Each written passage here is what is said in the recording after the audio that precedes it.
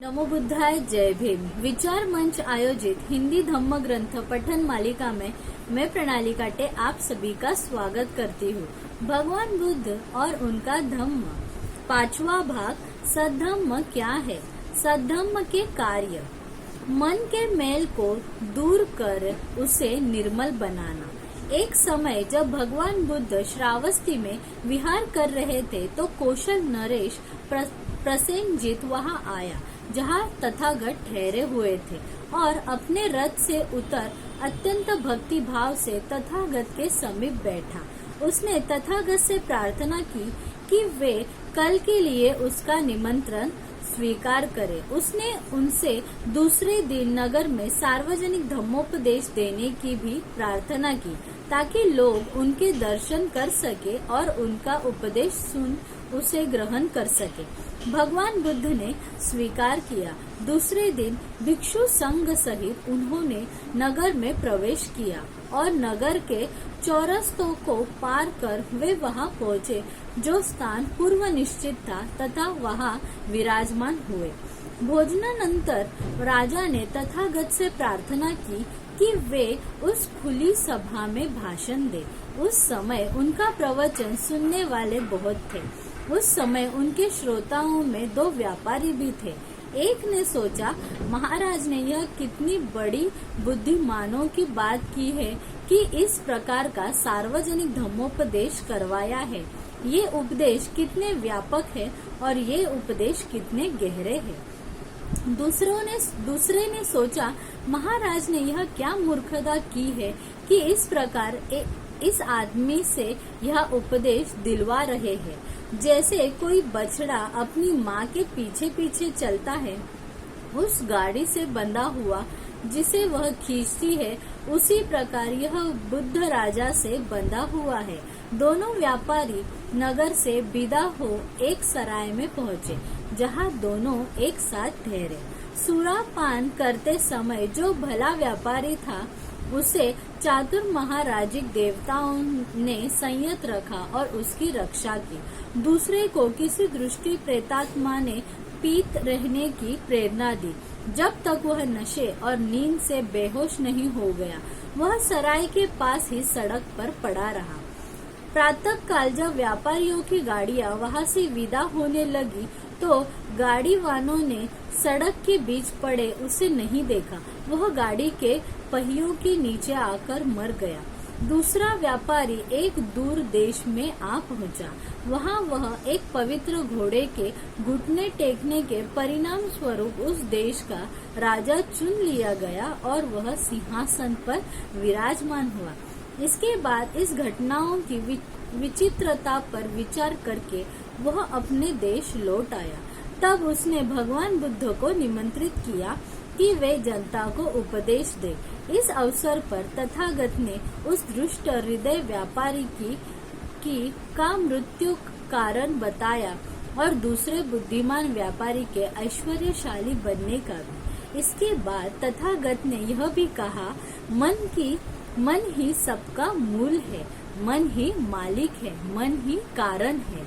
यदि आदमी का मन दुख होता है तो वह दुष्ट वाणी बोलता है और दुष्ट कार्य भी करता है। तब दुख उस आदमी के पीछे पीछे ऐसे ही हो लेता है जैसे गाड़ी के पहिए खींचने वाले बैल के पीछे पीछे। मन ही सबका मूल है, मन ही शासन करता है, मन ही योजना बनाता है। यदि आदमी का मन शुद्ध होता है तो वह शुद्ध वाणी बोलता है और अच्छे अच्छे कार्य करता है। तब सुख आदमी के पीछे पीछे ऐसे ही हो लेता है जैसे कभी साथ न छोड़ने वाली छाया वस्तु या व्यक्ति के पीछे पीछे। यह सुनने पर राजा और उसके मंत्री तथा अन्य अनगिनत लोगों ने धम्म दीक्षा ग्रहण की और वे तथागत के शिष्य हुए। संसार को धम्म राज्य बनाना। धम्म का प्रयोजन क्या है? भिन्न भिन्न धर्मों ने इस प्रश्न के भिन्न भिन्न उत्तर दिए हैं। आदमी को ईश्वर प्राप्ति के मार्ग पर लगाना और उसे अपने आत्मा के मोक्ष का महत्व समझाना, यह एक सामान्य उत्तर है। बहुत से धर्म तीन राज्यों की बात करते थे। एक स्वर्ग का राज्य कहलाता है, दूसरा पृथ्वी का राज्य कहलाता है, तीसरा नरक का राज्य कहलाता है। कहा जाता है कि स्वर्ग के राज्य पर ईश्वर का शासन है, नरक के राज्य पर शैतान का एकाधिकार माना जाता है, पृथ्वी के राज्य के बारे में झगड़ा है, इस पर शैतान का अधिकार नहीं है, साथ साथ इसे ईश्वर के राज्य के अंतर्गत भी नहीं माना जा सकता। आशा की जाती है कि शायद किसी दिन हो जाए। कुछ धर्मों में माना जाता है कि स्वर्ग का राज्य धर्म राज्य है, क्योंकि वहाँ ईश्वर का सीधा शासन है। कुछ दूसरे धर्मों में स्वर्ग का राज्य पृथ्वी पर नहीं है, यह केवल स्वर्ग का ही दूसरा नाम है। जो कोई ईश्वर और उसके पैगंबर पर ईमान लाता है वह वहाँ पहुँच सकता है। जब पहुँचने वाले स्वर्ग पहुँचते हैं तो जीवन के जितने भी भोग विलास के साधन हैं वे सब उन्हें वहाँ प्राप्त हो जाते हैं। सभी धर्मों का यही उपदेश है कि आदमी के जीवन का उद्देश्य इस स्वर्ग के राज्य को प्राप्त करना और कैसे प्राप्त करना यही होना चाहिए। धम्म का उद्देश्य क्या है? इस प्रश्न का बुद्ध ने सर्वथा भिन्न उत्तर दिया है। भगवान बुद्ध ने लोगों को यह नहीं कहा कि उनके जीवन का उद्देश्य किसी काल्पनिक स्वर्ग की प्राप्ति होना चाहिए। उनका कहना था कि धम्म का राज्य इस पृथ्वी पर ही है और वह धम्म पथ पर चलकर प्राप्त किया जा सकता है। उन्होंने लोगों से कहा कि यदि तुम अपने दुख का अंत करना चाहते हो तो हर किसी को दूसरे के साथ न्याय सगत धम्म संगत व्यवहार करना होगा, तभी यह पृथ्वी धम्म का राज्य बन सकेगा। अन्य सब धर्मों की अपेक्षा तथागत के धम्म की यही अपनी विशेषता है। तथागत के धम्म में पंचशीलों पर जोर दिया गया है, अष्टांगिक मार्ग पर जोर दिया गया है और पारमिताओं पर जोर दिया गया है। भगवान बुद्ध ने इन सबको अपने धम्म का आधार क्यों बनाया? क्योंकि ये एक ऐसी जीवन विधि है कि केवल यह ही आदमी को सदाचारी बना सकती है। आदमी के प्रति जो अनुचित व्यवहार करता है उसी में से आदमी का सारा दुख पैदा हुआ है। आदमी के प्रति जो अनुचित व्यवहार है उसका नाश केवल धम्म ही कर सकता है और उससे उत्पन्न दुख का भी। इसलिए भगवान बुद्ध ने कहा कि धम्म का काम केवल उपदेश देना नहीं है, बल्कि जैसे भी हो आदमी के मन में यह बात जमाना है कि सर्वोपरि आवश्यकता सदाचारी बनने की है। लोगों में सदाचार की भावना भरने के लिए धम्म के लिए आवश्यक है कि वह दूसरे कार्य भी करे। धम्म को यह शिक्षा देनी होगी कि आदमी जान सके कि कुशल कर्म शुभ कर्म कौन सा होता है और वह उस कुशल कर्म को कर सके।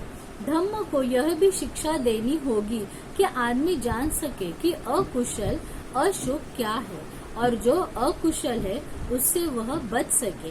धम्म के इन दो कामों के अतिरिक्त भगवान बुद्ध ने धम्म के दूसरे भी काम बताए हैं और जिन्हें वे बहुत महत्वपूर्ण समझते थे। पहला है आदमी के स्वभाव और उसकी प्रवृत्तियों की ट्रेनिंग। यह प्रार्थना करने से भी भिन्न प्रक्रिया है। यह व्रत यदि रखने से भिन्न प्रक्रिया है। यह यज्ञ बलि से भिन्न प्रक्रिया है।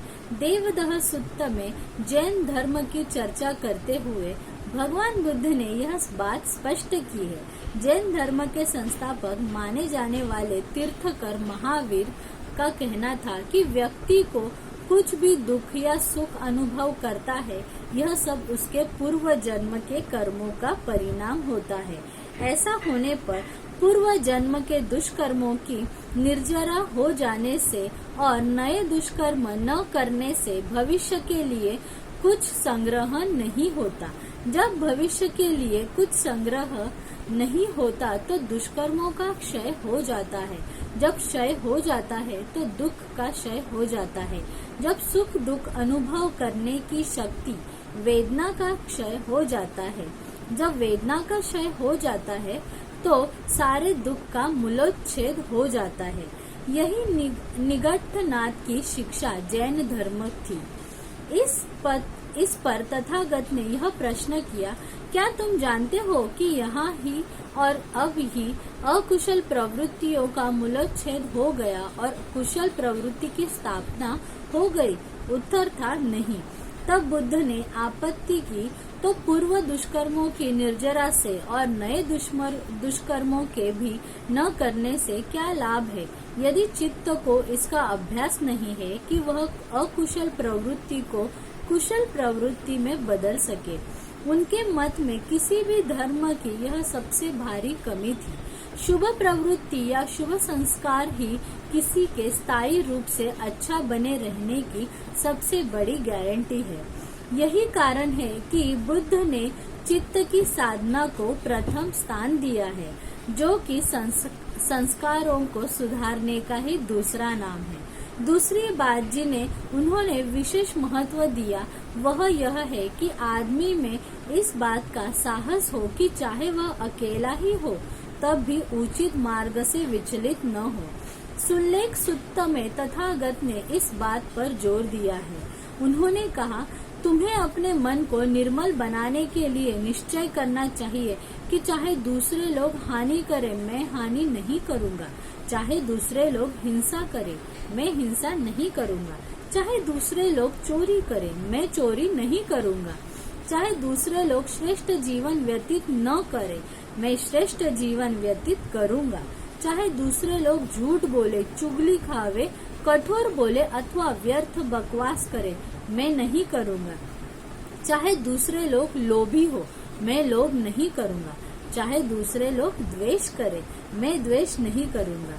चाहे दूसरे लोग सत्य के विषय में भी गलती पर हो, मिथ्या दृष्टि हो, मिथ्या संकल्प वाले हो, मिथ्या वाणी वाले हो, मिथ्या कर्मांत वाले हो, मिथ्या समाधि वाले हो, मैं सम्यक दृष्टि होऊंगा, सम्यक संकल्प वाला होऊंगा, सम्यक वाणी, सम्यक कमंती, सम्यक आजीविका, सम्यक व्यायाम, सम्यक समाधि तथा सम्यक स्मृति वाला होऊंगा।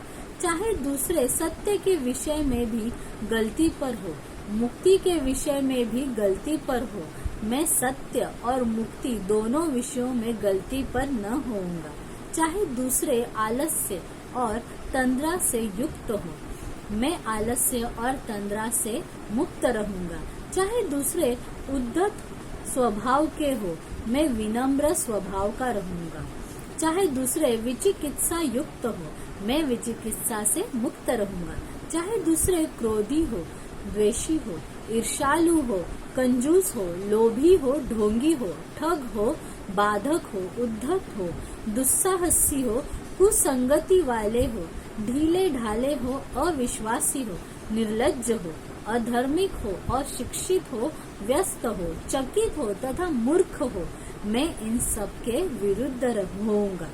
चाहे दूसरे लोग लौकिक वस्तुओं से चिपट रहे, मैं जो लौकिक वस्तुएं नहीं है उनसे चिपटूंगा और परित्यागशील रहूंगा। चिंद, वाणी और कर्म का तो मन कहना ही क्या, विज्ञान भी चेतना से प्रभावित होता है। इसलिए मैं कहता हूँ कि चिंद, इन सभी संकल्पों के संबंध में जो मैंने बताए हैं दृढ़ निश्चयी होना चाहिए। भगवान बुद्ध के अनुसार यही धम्म का उद्देश्य है। तो आज का ये भाग हम यही समाप्त कर रहे हैं। अगर आपको विचार मंच का ये उपक्रम अच्छा लग रहा है तो कृपा करके हमें कमेंट बॉक्स में आप बताएं और हमारे YouTube चैनल को सब्सक्राइब कीजिए। नमो बुद्धाय, जय भीम।